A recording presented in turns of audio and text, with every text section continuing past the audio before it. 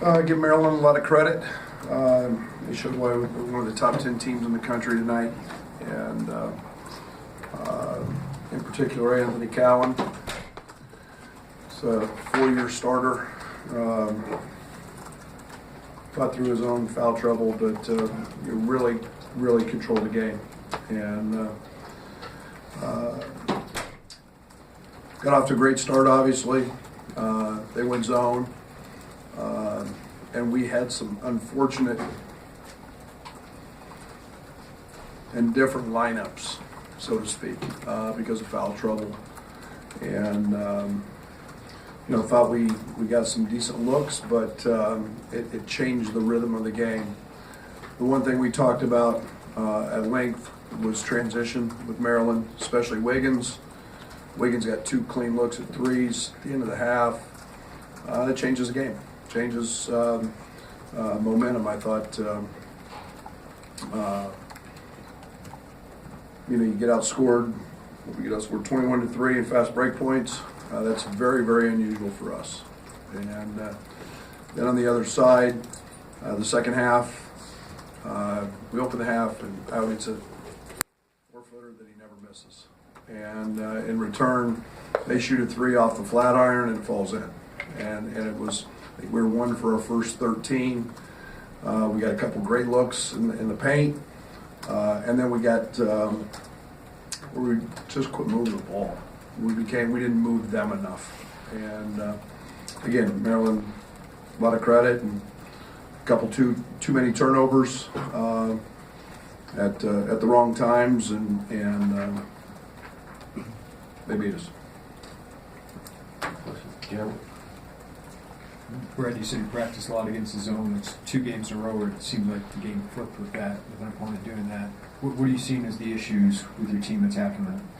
Well, I think you got to make shots, but the one thing we haven't done a very good job of is throw the ball into the interior. Part of that in the first half. Now, second half we got the ball right where we wanted it when they played. The first half we didn't have Georgie, we didn't have Kofi for a lot of that, and Kit missed a couple in there. We ran a few sets, and I think we turned down a couple that we shouldn't have taken, that we shouldn't have. We didn't have Trent in there.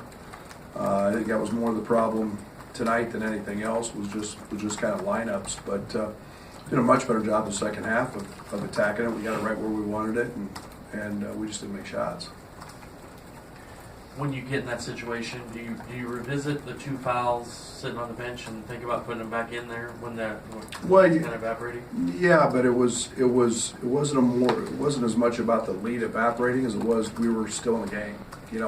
I would have definitely had it put us down 8, 10, 12. Yeah, they would have gone back in, and we actually did put Georgie back in for a few minutes with 2. I trust him a lot more than I do. Kofi being a freshman in that situation, but we were really in a pretty good flow. I know Trent's value to our team, and I didn't want him to have. I knew, especially on the defensive end, maybe it's something we think about a little differently now.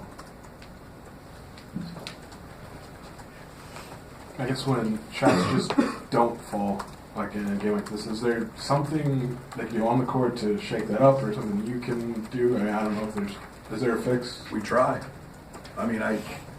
We try. Offensive rebounds, we had 14 tonight. We missed 2 or 3 putbacks. The other thing that happens is you can't miss 10 free throws. You get to the foul line 24 times against Maryland. Who's one of the top teams in the country in terms of margin at the foul line. We get there more, but we miss 10. You can't miss free throws against the 8th-ranked team in the country and beat them.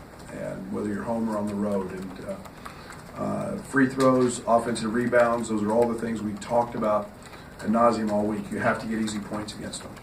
And I'll take 24 free throw attempts in a 60 possession, 60 shot game any single night, but got to make more than 14.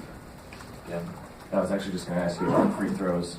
It seems like in some of your close wins, you guys have made almost all of them. But is it I mean, the margin of error is so thin. How much does that hurt the team? Oh, it's a turnover. You know, when you miss, especially when you miss two. When you miss two, it's like a turnover. I mean, it's those are momentum plays. Those are huge swings in momentum. And like I said, you'll be tough enough to step up and make them. You got to have a level of concentration. Like I said, most of the year we've been pretty good at it. And piggybacking on that, is the margin for error in this conference in every game comes down to just one thing, free throws, or maybe it's a turnover here and there. Is it going to be like that? I mean, you feel like every game is going to come down to the end and execution. Is that? And you guys did it well and you won, and you struggled a little bit the last couple of games. Is there a pattern, or is it just something confidence, or what is it?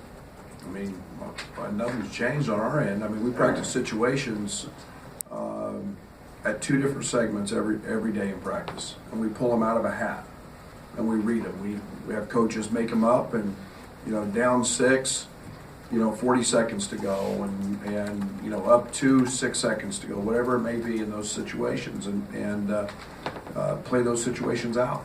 And again, a lot of our games have been 2 possessions, so you've got to be able to execute, and part of executing is making free throws and not turning it over and getting the shots you want. And the free throw bug was more tonight than it was at Iowa. In the back, I have 2 questions, Shannon, and then all the way Heard you a little bit on the radio talking about just Kofi's defensive rebounding, and how do you get him to, just one tonight, but how do you get him to improve upon that in the last couple games? Yeah, I think a little bit of it has to do with who he's played.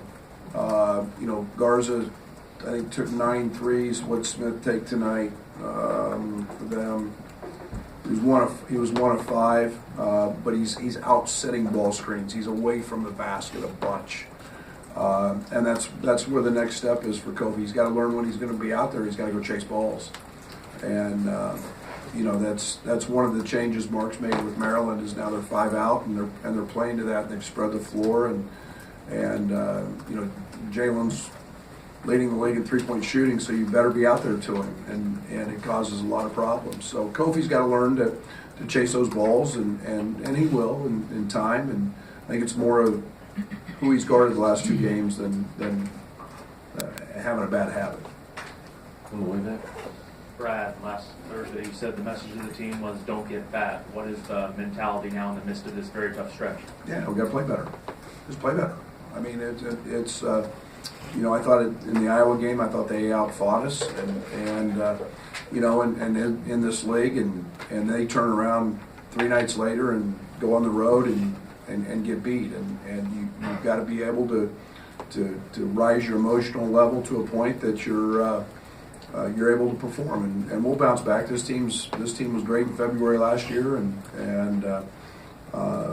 we can't let a loss. We're a game out of first, and you're playing for still playing for a championship. This game doesn't define anything yet with 8 games to go. Georgie, Kofi, Trent all picking up costly fouls in that first half, and they finished the game with 4 or 5 shot attempts. Did you just see those fouls just take them out of the flow of the game? Sure, and especially in Trent's case, and Trent impacts us so much on the defensive side that it's not a shock that they had the first half they had when we lose Trent, and then in the I thought he turned down a few in the second half that we need him to take, but again, just one of those nights for those guys, and I thought Georgie got some great looks that just didn't go in, and he got an offensive rebound right at the mouth of the rim he missed. So we'll be back, and we'll there'll be a night where those will all go in. Anything else for Coach? Thank you. Thank you.